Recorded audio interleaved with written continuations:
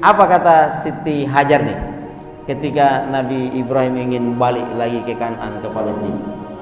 Kata Siti Hajar, ahadza min amrillah. Masya Allah, coba. Jadi yang keluar dari mulutnya Siti Hajar itu adalah ahadza min amrillah. Apakah ini perintah Allah? Coba. Ini gimana kira-kira cara mendapatkan sosok istri seperti ini? Makanya kalau kita lihat kondisi hari ini, bahkan ada istri yang membakar hidup-hidup suaminya itu. Kebayang gak kira-kira? Nah, ini ahadza min amrillah. Apakah ini perintah Allah? Kira-kira kebayang gak? Kalau sudah ada pertanyaan kayak gini, ahadza min amrillah, apakah ini perintah Allah? Apa kata Nabi Ibrahim? Iya, ini perintah Allah. Jadi apa kata Siti Hajar? Ya udah, kalau ini perintah Allah silakan lanjutkan. Coba lihat. Jadi semuanya kalau sudah Allah yang urus, tidak akan ada yang sesit. Makanya Nabi Ibrahim itu enteng aja berangkat, dan Siti Hajar ini tinggal di situ. Cuma kata ulama nih, kata ulama, makanya kita ini bapak-bapak, kalau mau soleh jangan soleh sendirian.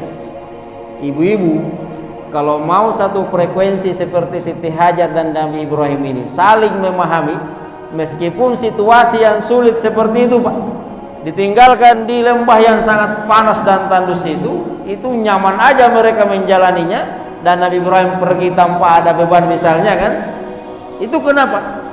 Kata ulama, kesimpulan ulama, karena mereka ini sudah satu frekuensi. Nah, artinya kita ini kalau satu keluarga, suami dan istri, kalau bisa itu satu frekuensi. Satu frekuensi itu ya kalau bisa suami soleh, istri soleh.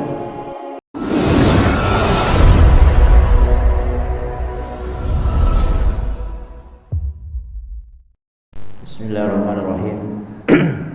Assalamualaikum warahmatullahi wabarakatuh.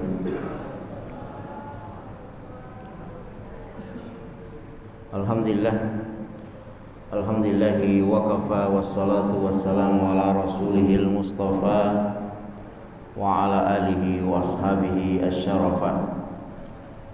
Ashhadu an la ilaha illallah wahdahu la syarika lah, wa ashhadu anna muhammadan abduhu wa rasuluh. Allahumma salli wa sallim ala sayyidina Muhammadin wa ala alihi wa ashabihi wa man tabi'ahum bi ihsanin ila yaumiddin, amma ba'd. Allahumma 'allimna bima yanfa'una wa anfa'na bima 'allamtana, wa hasbunallahu wa ni'mal wakil, ni'mal maula wa ni'man nasir, wa la haula wa la quwwata illa billahil 'aliyyil 'azim. Alhamdulillah, jamaah salat subuh yang dimuliakan Allah Subhanahu wa taala. Mari kita bersama-sama bersyukur pada Allah. Pada subuh hari ini kita hadir kembali di majelis ini setelah bersama-sama menunaikan salat subuh secara berjamaah. Insyaallah mudah-mudahan di hari yang mulia ini, apatah lagi kita sekarang berada di puncak bulan Zulhijjah. Meskipun kemarin saudara-saudara kita yang sedang berhaji sudah menunaikan wukuf di Arafah, dan itu merupakan pencapaian terbesar bagi semua jamaah haji. Tidak ada rukun dan wajib haji yang bisa digantikan, bisa dibadalkan dan diganti dengan dam, kecuali wukuf di Arafah ini. Dan insyaallah pada hari ini kita juga semuanya berada pada tanggal 9 Zulhijjah akan menunaikan ibadah puasa Arafah. Mudah-mudahan segenap amal ibadah kita diterima oleh Allah Subhanahu wa taala. Hadirin yang dimuliakan oleh Allah Subhanahu wa taala, beberapa hari terakhir ini kita disuguhkan ya banyak peristiwa yang sangat memprihatinkan sebenarnya. Hati kita miris melihat dan membaca ya peristiwa-peristiwa ini. Beberapa hari yang lalu ada seorang istri tega membakar ya, suaminya, membakar hidup-hidup. Apapun motifnya ya, kita tidak pernah tahu seperti apa situasi prahara rumah tangga itu. Kemudian ada juga seorang anak tega membunuh anaknya hanya gara-gara tidak dibelikan motor. Nah, yang terbaru ini dekat dari kita di Batam ya. Seminggu yang lalu sempat dihebohkan ya, tiba-tiba di jembatan Barelang ini muncul spanduk dilarang bunuh diri di sini. Meskipun sudah sering kejadian di situ, tapi yang dianggap paling parah mungkin bulan ini karena ada 4 kasus, 2 yang berhasil diselamatkan, 2-nya udah terjun. Nah, artinya serapuh inikah mental kita hari ini, Pak? Dengan mudahnya seorang anak membunuh ibunya, istri membakar hidup-hidup suaminya, kemudian anak-anak generasi Gen Z yang memilih ya cara bunuh diri ini. Ini kan sebuah indikasi bahwasanya mental kita sangat rapuh sekali, Pak. Sebenarnya letak kesalahannya di mana? Apa masalahnya sebenarnya? Kalau kita mau bicara masalah pendidikan, kurang apa kurikulum pendidikan kita, Pak? Bahkan belum selesai satu, ganti lagi kurikulum yang baru. Bahkan sekarang kurikulum kita udah merdeka, namanya kurikulum merdeka. Materi ajar kita, masya Allah, itu size-nya luar biasa. Dulu kita SD, SMP, SMA tahun 80-an kan, 90-an, masuk jam 7, jam 12, jam 1 sudah selesai. Hari ini anak-anak SD aja jam 3, 4, jam 5 baru pulang. Artinya dari aspek kurikulum dan materi ajar itu sebenarnya masya Allah lompatannya luar biasa. Nah, cuma kok generasi kita semakin kesini, semakin rapuh juga mentalnya. Jangan-jangan pendidikan kita hari ini, Pak, materi ajar itu hanya bisa menyentuh aspek fikriah anak-anak kita. Jangan sampai cuma sampai di otak, tidak tembus di aspek ruhiyah kita. Iya kan? Anak-anak ini hanya dijejali ilmu ya, tanpa dan mengabaikan adab itu sendiri. Nah, ini mungkin yang menjadi salah satu fenomena dan dinamika hari ini ya, betapa lemah ruhiyah dan mental generasi kita hari ini. Makanya hadirin dimuliakan oleh Allah Subhanahu wa taala, kenapa ada bulan Zulhijjah ini? Kenapa tiap tahun kita harus mengenang sosok Nabi Ibrahim ini? Ya, itu tidak mungkin Allah Subhanahu wa taala mengabadikan ini semua kalau tidak ada alasan di situ, Pak. Ibadah haji ini usianya sudah 4.000 tahun. Ya kan? Yang dikerjakan jamaah-jamaah kita hari ini, Arafah, Mina, Musdalifah, tawaf, sa'i, itu sudah ada sejak zamannya Nabi Ibrahim. Cuma yang menjadi pertanyaan, kenapa syariat itu dipertahankan sampai hari ini?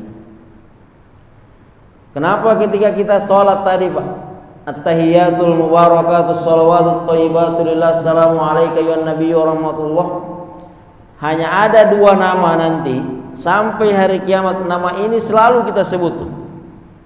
Ya kan? Allahumma shalli ala Muhammadin wa ala ali Muhammad kama shallaita ala Ibrahim wa ala ali Ibrahim. Ini artinya hanya ada Nabi Muhammad dan Nabi Ibrahim yang akan diabadikan oleh Allah sampai hari kiamat. Kita sebut tiap hari itu.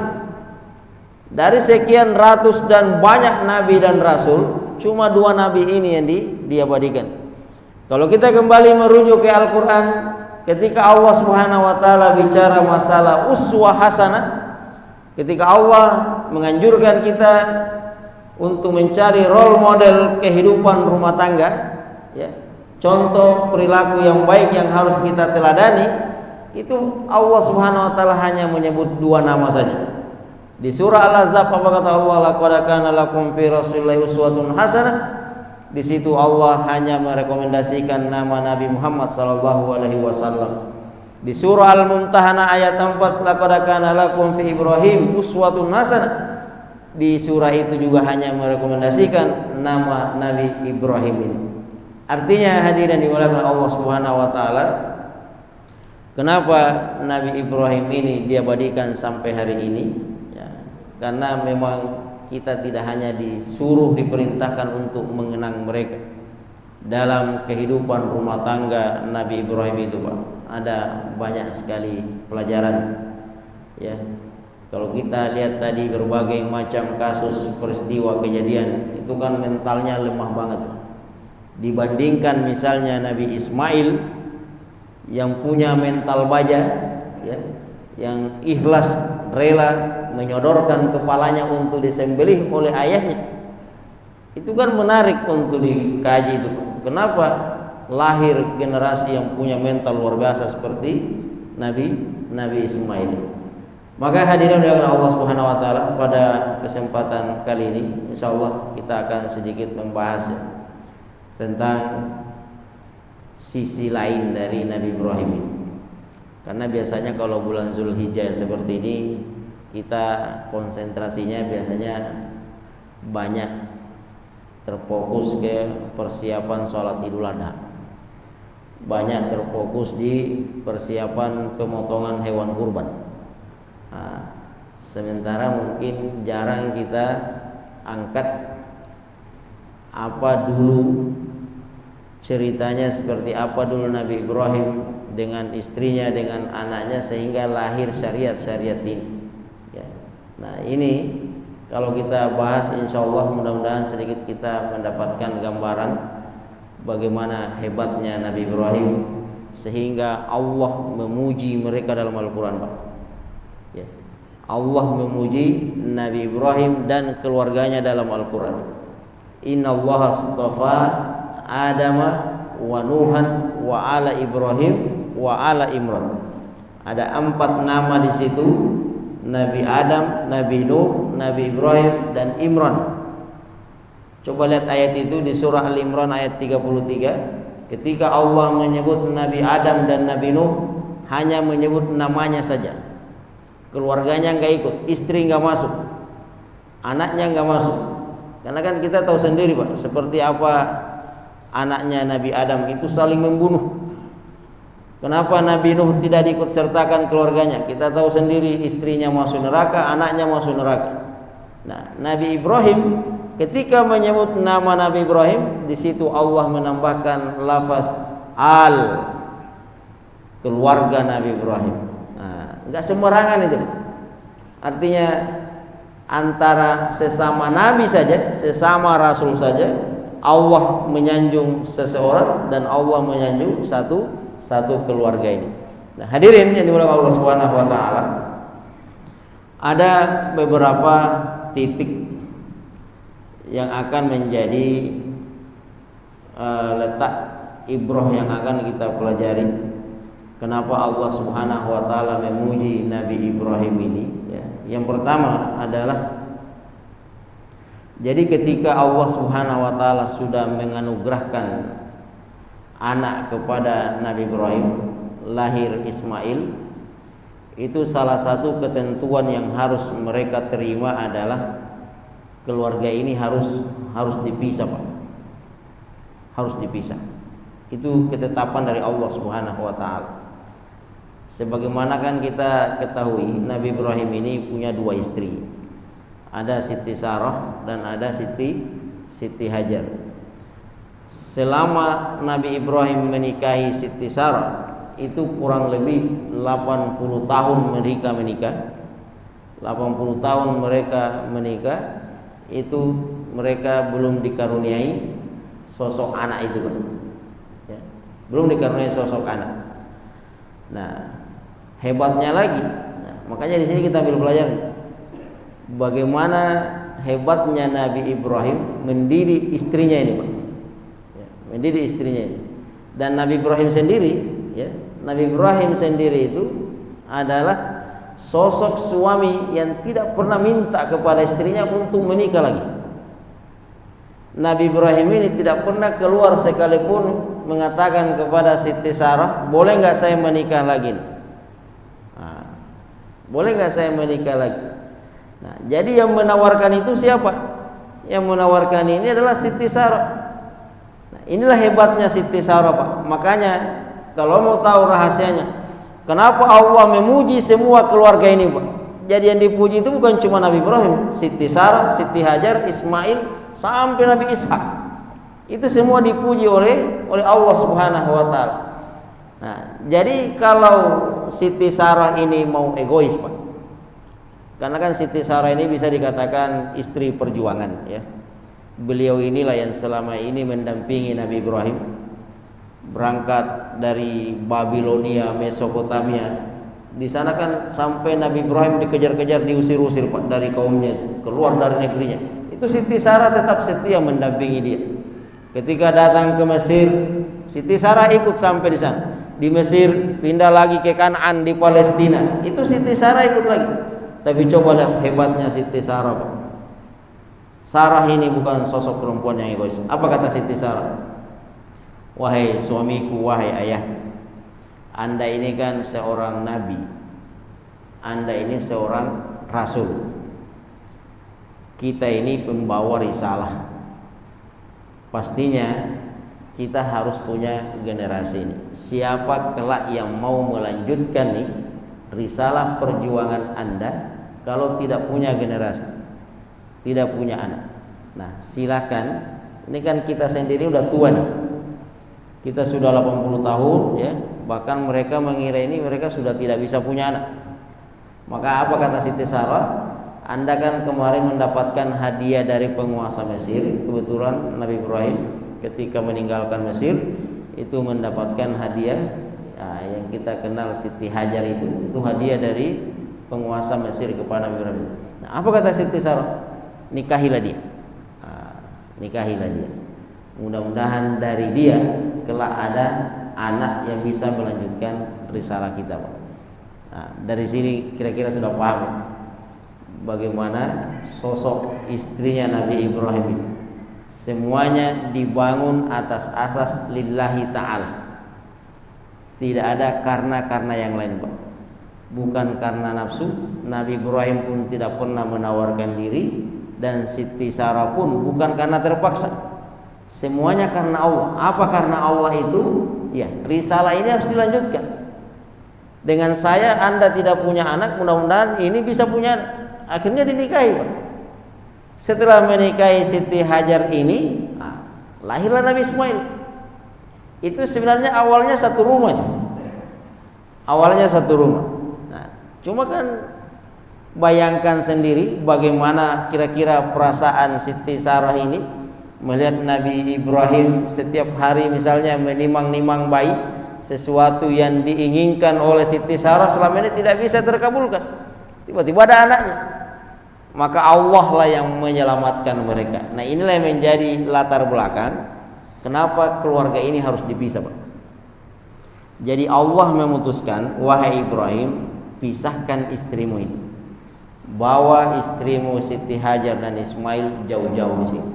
Kira-kira apa hikmahnya itu, Pak? Kenapa keluarga ini dipisahkan? Hikmah yang pertama, Allah Subhanahu wa taala tidak ingin syaitan mengganggu keluarga ini. Allah tidak ingin ada syaitan yang membisikkan hal-hal yang tidak diinginkan. Meskipun nih Siti Sarah ikhlasnya seperti apa, Siti Hajar juga seperti apa, Nabi Ibrahim seperti apa, tapi kalau tiap hari seperti itu pemandangannya, takutnya diganggu oleh syaitan.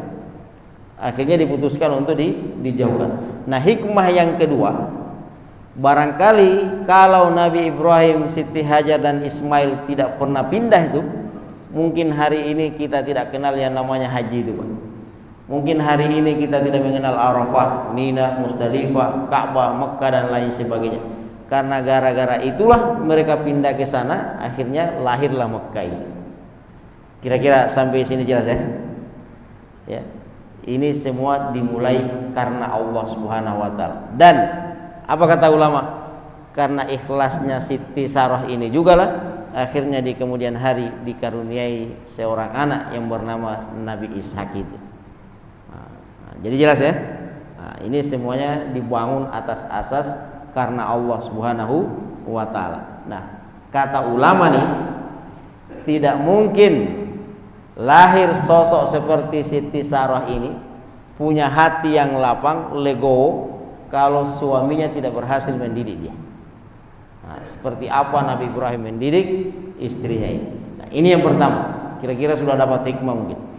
Yang kedua, nah, pelajaran yang kedua adalah ketika Nabi Ibrahim membawa anaknya ini. Jadi berangkatlah, dibawa Siti Hajar dan dibawa Nabi Ismail jauh-jauh. Apa kata Allah dalam Al-Quran Pak menggambarkan situasi ini? Rabbana inni askantu min dzurriyyati biwadin ghairi zi zar'in. Ketika Allah Subhanahu wa taala membawa Nabi Ismail dan Siti Hajar ibunya, itu Allah Subhanahu wa taala, coba Pak. Allah tidak mengatakan Mekah, Rabbana inni askantu min dzurriyyati bi Makkah, dan Allah tidak menyebut Arab Saudi misalnya. Rabbana ya Allah, ini sesungguhnya saya askantu membawa, menempatkan anak dan istri saya ini di mana?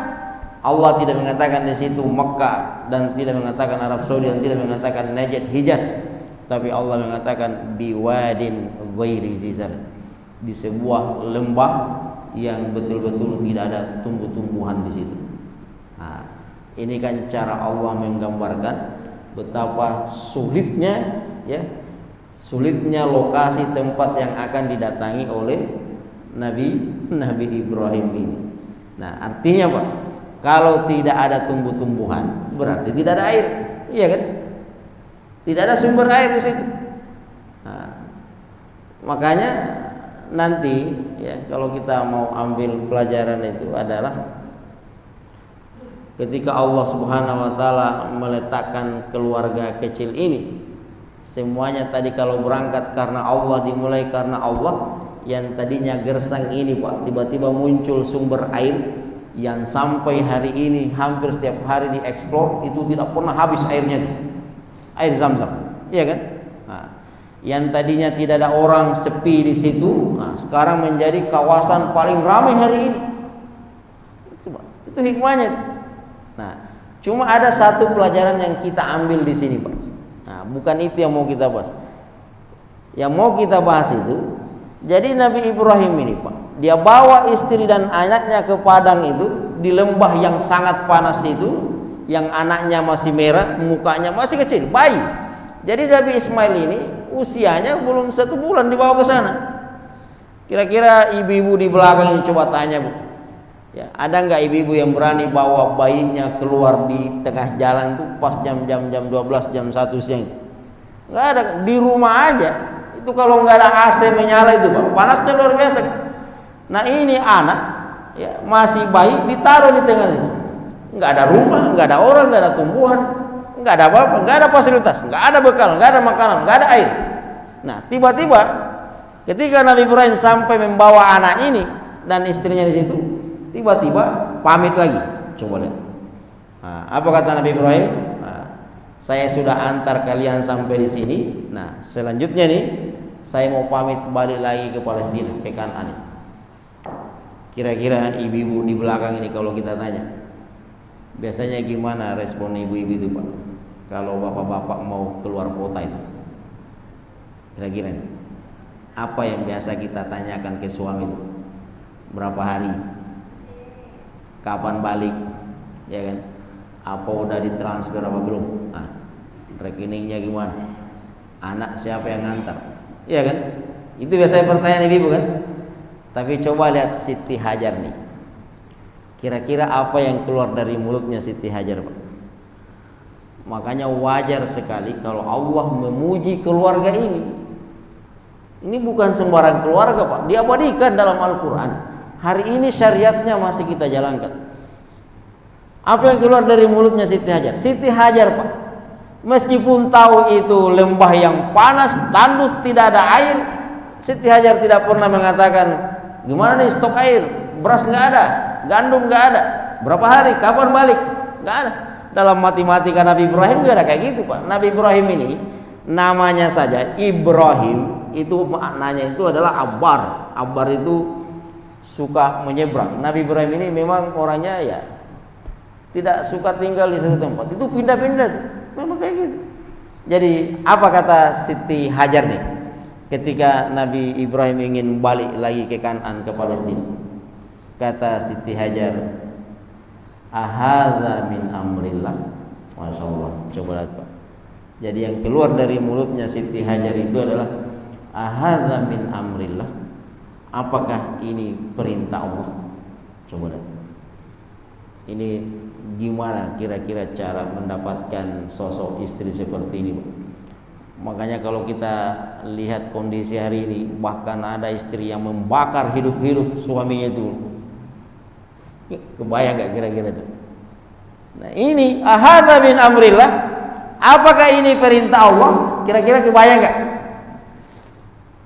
Kalau sudah ada pertanyaan kayak gini, ahadza min amrillah, apakah ini perintah Allah? Apa kata Nabi Ibrahim? Iya, ini perintah Allah. Jadi apa kata Siti Hajar? Ya udah, kalau ini perintah Allah silakan lanjutkan. Coba lihat ini. Jadi semuanya kalau sudah Allah yang urus, tidak akan ada yang sesit. Makanya Pak, ya, Nabi Ibrahim itu enteng aja berangkat. Dan Siti Hajar ini tinggal di situ. Cuma kata ulama nih, kata ulama, makanya kita ini bapak-bapak, kalau mau soleh jangan soleh sendirian.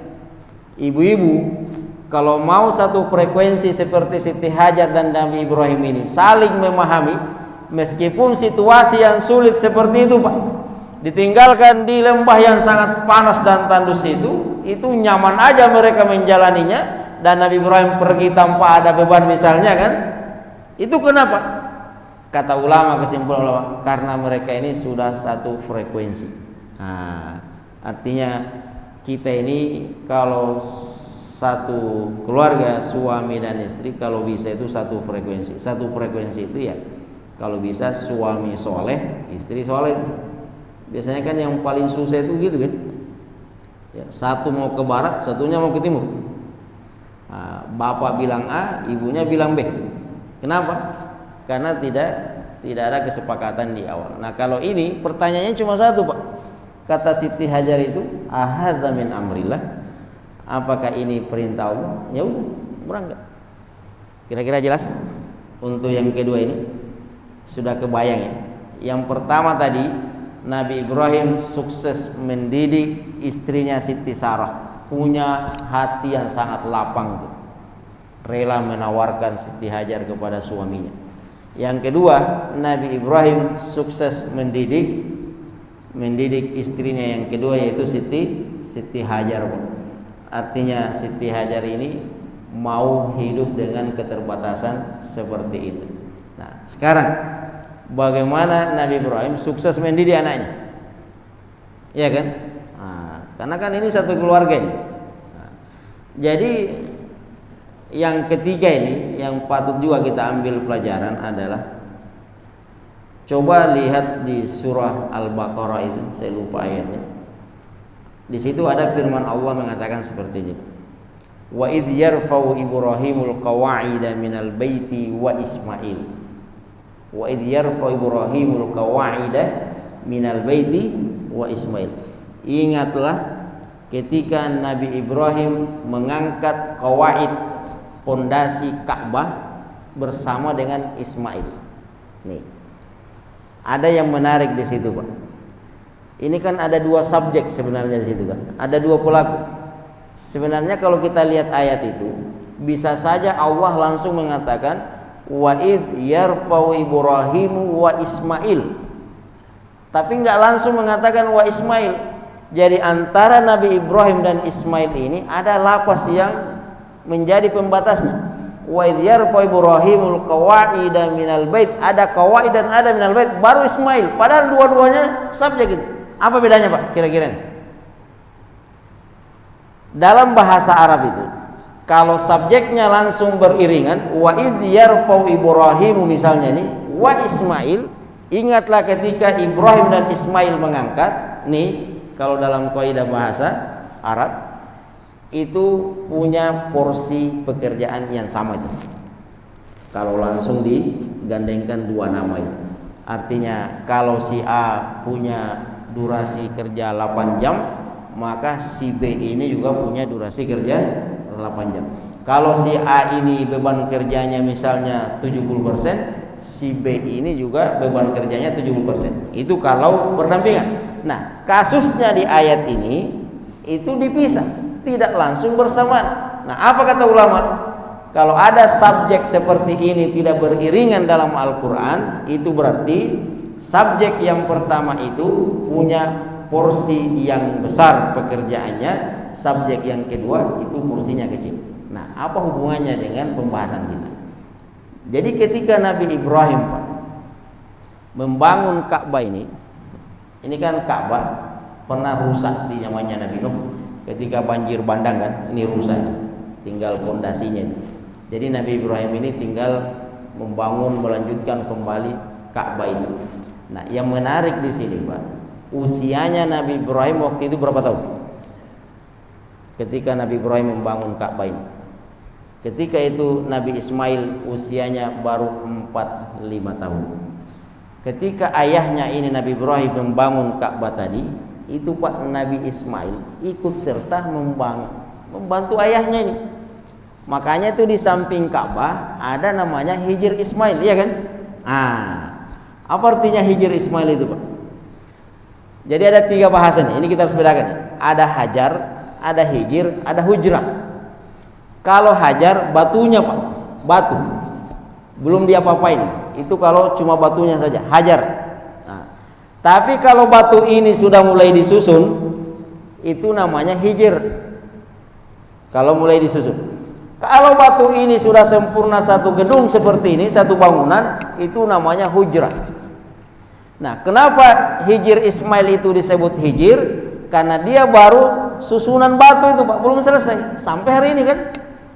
Makanya kita kalau naik haji, naik umroh, itu di samping Ka'bah itu ada potongan batu itu kan. Itulah yang disebut dengan Hijr Ismail. Sebenarnya Pak, Hijr Ismail itu bagian dari Ka'bah. Itu sebenarnya bentuk Ka'bah itu bukan kubus kayak gini. Itu sebenarnya bentuk kayak huruf U itu. Cuma karena waktu itu pembangunan dihentikan, entah apa karena semennya habis, ya, batunya habis, anggaran habis, atau mungkin Nabi Ibrahim ingin berangkat lagi balik ke Palestina, akhirnya dihentikan pembangunan. Maka jadilah bangunan seperti itu Pak, diabadikan sampai hari. Cuma kata ulama ada hikmahnya. Apa kata Rasulullah SAW? Hijr Ismail ini bagian dari Ka'bah. Siapa yang masuk di situ sama kalau dia masuk Ka'bah. Bayangkan Pak, kalau Hijr Ismail itu utuh sampai ke atas, nyambung dengan Ka'bah, kita mungkin tidak ada dan susah mendapatkan kesempatan untuk masuk Ka'bah. Karena yang bisa masuk di Ka'bah itu ya biasanya hanya tamu negara, Presiden, Pak Jokowi, Pak Soeharto, SB, itu pernah semua masuk di situ. Nah, kita ini yang kroco-kroco kayak gini susah masuk di situ. Nah, ada kesempatan yaitu Hijr Ismail. Nah, tapi bukan ini yang mau kita bahas Pak. Yang kita mau ambil pelajaran di sini adalah Ismail ini meskipun usianya 45 tahun itu ikut membantu ayahnya menyusun batu ini. Oleh kata ulama hari ini Pak, tidak mungkin Nabi Ismail ini, anak bocah kecil ini, bergerak hatinya ingin membantu ayahnya kalau tidak punya kedekatan yang luar biasa. Ini. Coba kita lah bapak-bapak ini, contoh misalnya kalau cuci rumah, cuci mobil di rumah, atau cuci motor di rumah, atau apa pekerjaan kita di rumah, biasanya anak-anak kita itu yang lewat, apakah singgah membantu atau hanya lewat aja? Biasanya nih, ibu-ibu di rumah Kalau lagi masak di rumah di dapur, apakah anak gadisnya ikut masuk di dapur atau jangan-jangan cuma main HP di kamar? Kayak bapak tadi, kita nyuci mobil, ada nggak anak yang singgah membantu kita nyuci mobil? Jangan-jangan bapak yang nyuci, anaknya yang pakai mobil. Kalau Nabi Ibrahim ini Pak, dari aspek parenting Islam ini, ya, ini digali oleh ulama kita hari ini. Ya, kata ulama nih, Nabi Ibrahim ini, ya, Nabi Ismail meskipun usianya baru 45 tahun, itu sudah tergerak hatinya untuk membantu ayahnya meskipun hanya, makanya kan disebut Hijir Ismail. Hijir Ismail itu yang menyusunya Nabi Ismail padahal usianya baru 45 tahun. Ini menandakan Pak, meskipun Nabi Ibrahim ini jarang di rumah, mondar-mandir, karena kan istrinya 2, dan 2 istri ini jaraknya nggak dekat. Kalau kayak Batam Tanjung Pinang masih lumayan. Ini antara Mekah dengan Kan'an di Palestina. Tahu nggak berapa jaraknya itu Pak? Antara Palestina dengan Mekah itu kurang lebih 2000 km. Dengan kondisi hari itu belum ada bis, belum ada pesawat, belum ada aspal. Kendaraan paling canggih adalah unta. Unta ini Pak, ya, unta ini nggak bisa pakai rumus misalnya 100 km per jam, enggak, ya kan? Kalau bis, pesawat bisa kayak gitu. Pokoknya nanti insya Allah nih jamaah haji berangkat dari Batam, berangkat jam 1 siang, insya Allah 10 jam kemudian sudah sampai di Jeddah. Itu bisa pakai rumus kayak gitu. Kalau unta ini nggak bisa pakai rumus gitu. Unta ini Pak, tergantung moodnya. Kalau lagi mood larinya kencang, kalau nggak mood biasa 3 hari nggak mau bergerak. Jadi seperti itu Nabi Ibrahim itu. Susahnya dulu perjalanan itu. Artinya bapak ini meskipun jarang tinggal bersama anaknya ini, tapi kok bisa punya kedekatan yang luar biasa seperti itu. Kuncinya apa nih? Kira-kira nih. Jadi sebenarnya itu tidak ada masalah. Seorang ayah misalnya jarang di rumah, sering keluar, yang penting ini kata ulama, yang paling penting itu adalah ketika Anda di rumah itu perhatiannya yang harus melimpah ke anaknya. Itu Pak, Nabi Ibrahim meskipun sekali-sekali datang, tapi ketika datang itu semua hal-hal yang menyangkut tentang Ismail itu ditanyakan. Gimana asinya, gimana makanannya, siapa temannya, di mana dia berangkat, di mana dia bergaul. Makanya kan punya kedekatan yang luar biasa. Makanya nanti kita akan buktikan lagi, satu pembuktian lagi. Ini kita akan bahas di pembahasan yang keempat nanti, betapa dekatnya antara Ismail dan Nabi Ibrahim. Cuma yang ketiga ini kira-kira jelas ya.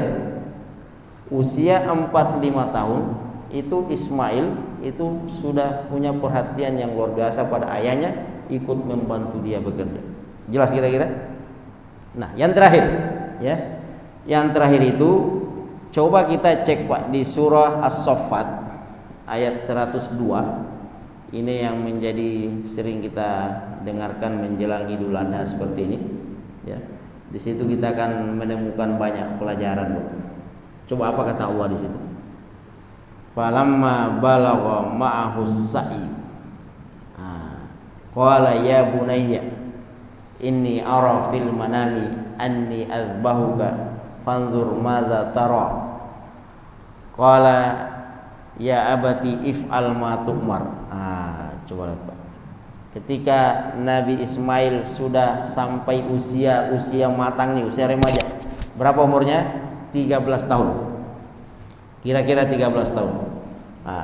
Dipanggillah Ibrahim, manggillah anaknya, ya bunayya wahai anakku, semalam saya bermimpi anni azbahuka, saya menyembelih kamu.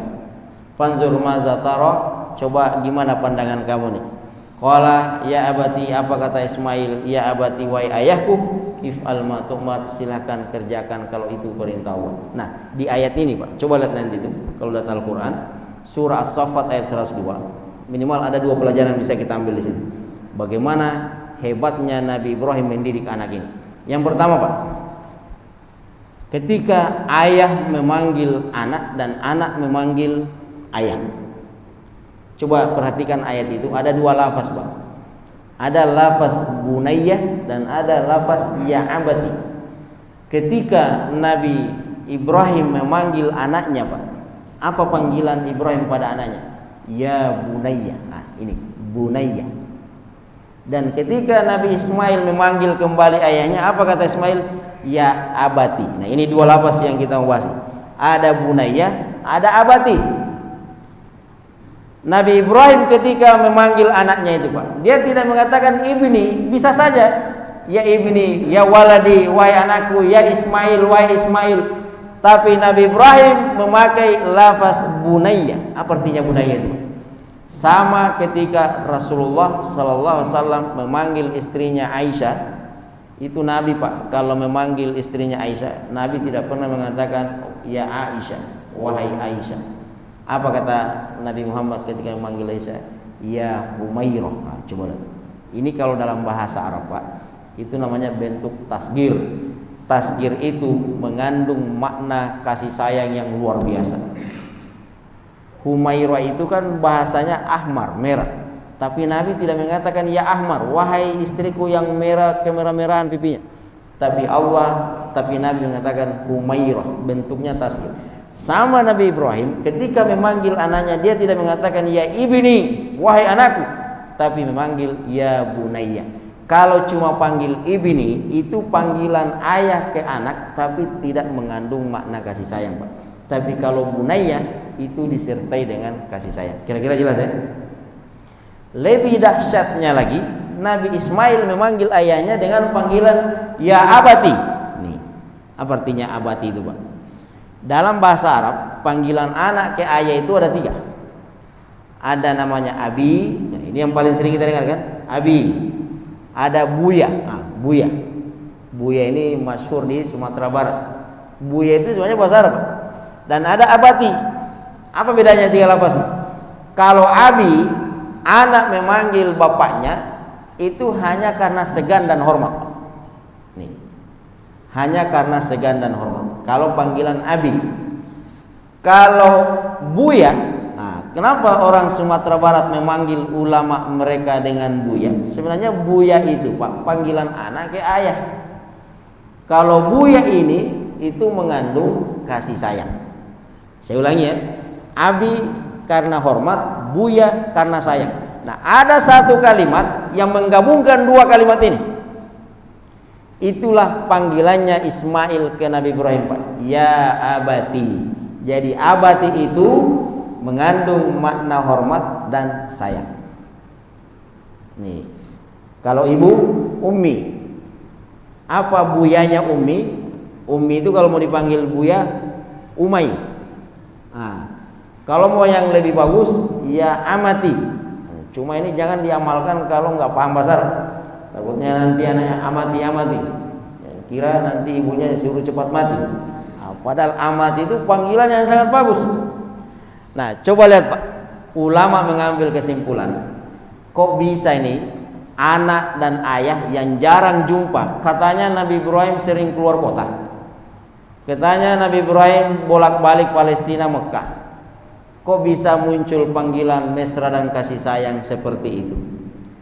Artinya tidak mungkin ada panggilan seperti itu, Pak, kalau Nabi Ibrahim tidak sukses mendidik anaknya dan kalau mereka tidak punya hubungan spesial itu. Kira-kira jelas ya? Satu lagi, ini ya, satu lagi pelajaran di situ. Coba baca ayat itu, Pak. Di situ ada kalimat fanzur mazatara. Nah, coba lihat. Fanzur mazatara. Wahai anakku, semalam saya mimpi akan menyembelih kamu. Fanzur mazatara, coba tengok bagaimana pandanganmu ini.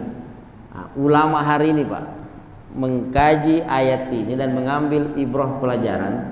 Kata ulama nih, dari sini kita bisa belajar, wahai ayah dan ibu, bedakan cara komunikasi kita terhadap anak di bawah umur 10 tahun dengan anak di atas 10 tahun. Tadi Nabi Ibrahim pas mau disembelih berapa umurnya, Bu? 13 tahun. Udah besar, 10 tahun ke atas. Jadi kesimpulan ulama, itu anak kalau sudah 10 tahun ke atas, itu gaya komunikasi kita adalah diskusi. Ada nggak tadi Nabi Ibrahim bilang gini, Pak? Anakku, semalam saya mimpi nyembelih kamu, nanti jam 3 sore siap-siap ya. Kalau ngomongnya kayak gitu, Pak. Dia langsung berantem. Biasanya kan di rumah itu ribut gara-gara gitu. Cara ngomong kita kan. Belum apa-apa langsung mau dibuatkan kopi. Tidak ada pembukaan, tidak ada awalan, tidak ada ini. Tiba-tiba, bu kopi. Mana nggak ribut, ya kan? Ayah transfer dulu. Tidak ada komunikasi pembuka, tiba-tiba kopi aja, duit aja transfer lagi. Gimana nggak ribut? Nah, Nabi Ibrahim Pak, itu gaya komunikasinya luar biasa. Dia tidak langsung mengatakan, wahai anakku nanti jam 8 siap-siap ya, saya mau menyembelih kamu. Nggak ngomong kayak gitu. Jadi dia aja diskusi dulu. Ya bunayya, inni ara fil manami anni azbahuka fanzur maza tara. Kira-kira gimana pandanganmu nih? Kamu setuju nggak? Coba lihat. Jadi dia aja diskusi. Nah, Ibrahim, Ismail ya. Ismail ini sama persis dengan ibunya, Pak. Sama dengan Siti Hajar. Apa kata Ismail? Ya abati if'al ma tu'mar. Kalau itu perintah Allah, silakan dilanjutkan. Artinya semuanya kalau sudah karena Allah, Pak. Ini mentalnya luar biasa ini. Mentalnya hebat. Berbeda dengan kasus-kasus generasi Gen Z tadi itu. Ini kan kita hari ini katanya 2035 Indonesia ini akan bonus apa itu yang sering bonus demografik. Kita akan kelebihan stok generasi muda. Yang menjadi kekhawatiran hari ini, Pak, generasi Gen Z ini siap enggak memikul amanah besar 2035 ini? Sekarang ini banyak perusahaan yang terang-terangan bikin TikTok tuh di media sosial menolak kehadiran generasi Gen Z ini sebagai karyawan di perusahaannya. Kenapa? Karena generasi Gen Z sekarang ini alay-alay, Pak. Ya, semuanya belum masuk diterima kerja sudah minta mobil, sudah minta rumah, sudah minta fasilitas iPhone dan lain sebagainya. Ini masalah mental anak-anak kita hari ini, Pak. Nah, tadi Nabi Ismail, masya Allah, luar biasa hebatnya. Nah, menutup kajian ini, sebelum Nabi Ismail disembelih itu, beliau punya 3 permintaan. Ini hebat kali Nabi Ismail. Wahai ayah, silakan sembelih saya. Cuma saya ada 3 permintaan ini. Apa permintaan Ismail, Pak, menjelang disembelih? 1, ya. Nanti kalau ayah menyembelih saya, itu ikat saya dengan sekuat-kuatnya nih. Tangan saya diikat dengan ikatan yang sekencang-kencangnya. Kenapa? Khawatir nih kalau ikatan saya nggak kencang, pas saya mau disembelih saya ngamuk. Yang kedua permintaan dia, wahai ayah, nanti kalau mau menyembelih saya, goloknya diasah setajam-tajamnya. Takutnya nih kalau goloknya nggak tajam, nanti pas mau menyembelih saya, nanti di kemudian hari wajah saya selalu terngiang-ngiang di benak ayah nih. Dan yang terakhir, ini baju sudah saya lipat ya. Nanti kalau saya sudah disembelih, bawalah baju saya ini ke ibu saya. Kenapa? Jangan sembelih saya dalam kondisi pakai baju, takutnya darah saya ini yang kena baju itu akan membuat hati ibu saya senantiasa bersedih. Nah, 2 permintaan pertama inilah yang disyariatkan sampai hari ini, Pak. Kalau kita berkurban itu ada adabnya. Ya, ikatlah sapi, kambing dengan kencang itu.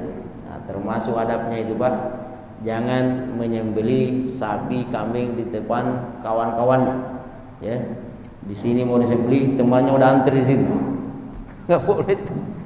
Jadi jangan menyembelih hewan pas di depan kawan-kawannya. Jadi tutup. Kalau bisa tempat nyembelih itu ada penutupnya. Itu adab. Nah, sama tadi nih, menyembelih golok harus tajam dan lain sebagainya. Nah, cuma dari sekian banyak pelajaran bisa kita ambil di sini, itu sebenarnya menunjukkan kepasrahan ya, kepasrahan Nabi Ismail itu luar biasa. Makanya di penghujung cerita itu Allah menutup kalimat itu dengan kalimat yang luar biasa. Falamma aslama. Ketika Ibrahim dan Ismail betul-betul sudah aslama. Apa artinya aslam? Islam. Muslim. Jadi muslim itu artinya, Pak, menyerahkan diri. Artinya ketika Nabi Ibrahim Ismail sudah pasrah, ya, tidak ada penolakan, semuanya berlapang dada, semuanya legowo, udah selesai semua. Meskipun tidak jadi disembelih, Allah melalui malaikat Jibril datang membawa kibas. Nah, kalau mau lihat lokasi tempat hampirnya disembelih Nabi Ismail itu, ya, bagi yang pernah naik haji, kalau keliling-keliling di dekat Mina, sekarang jamaah kita hari ini Pak, ini sudah bergeser ke Mina. Di atas bukit itu ada tugu, itu disebut Jabal Kurban, ya, Jabal Kurban, itu bukit kurban. Di situ dulu Nabi Ismail nyaris disembelih oleh ayahnya, diabadikan sampai hari ini. Nah, hadirin yang dimuliakan oleh Allah Subhanahu wa taala, kira-kira 4 titik ini sudah jelas ya. Seperti apa kurikulum keluarga Nabi Ibrahim. Wajar sekali kalau Allah memuji habis keluarga ini, Pak. Inna Allah astafa Adama wa Nuhan wa ala Ibrahim wa ala Imran. Bapak Ibu kalau mau membangun rumah tangga, mau mengambil role model contoh kehidupan rumah tangga itu, ada 2 nama yang disebut oleh Allah dalam Al-Quran. 2 nama ini ikut keluarganya. Tadi hanya Nabi Adam dan Nabi Nuh, itu cuma bapaknya yang disanjung. Nah, ada 2 nama, semuanya disanjung satu keluarga, Ibrahim dan Imran. Nah, Imran ini dari keluarga Imran inilah nanti Pak lahir Siti Maryam, lahir Nabi Isa. Itu orang hebat semua itu. Nah, pelajari model keluarga ini. Mudah-mudahan insya Allah Allah menjaga keluarga kita semua ya, dijauhkan dari fitnah dan mara bahaya. Mudah-mudahan tidak kejadian seperti apa yang menimpa kasus-kasus yang telah kita sebutkan tadi ya. Ini mereka melakukan hal itu bukan karena faktor ekonomi ya. Masya Allah mereka ini semuanya aparat ya.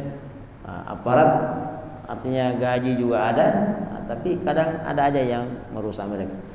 Anak-anak yang mau bunuh diri di Barelang itu, mereka bukan karena tidak ada pekerjaan Pak, itu semuanya kerja tuh, anak PT semua. Tapi apa masalahnya? Hanya gara-gara masalah asmara, putus cinta.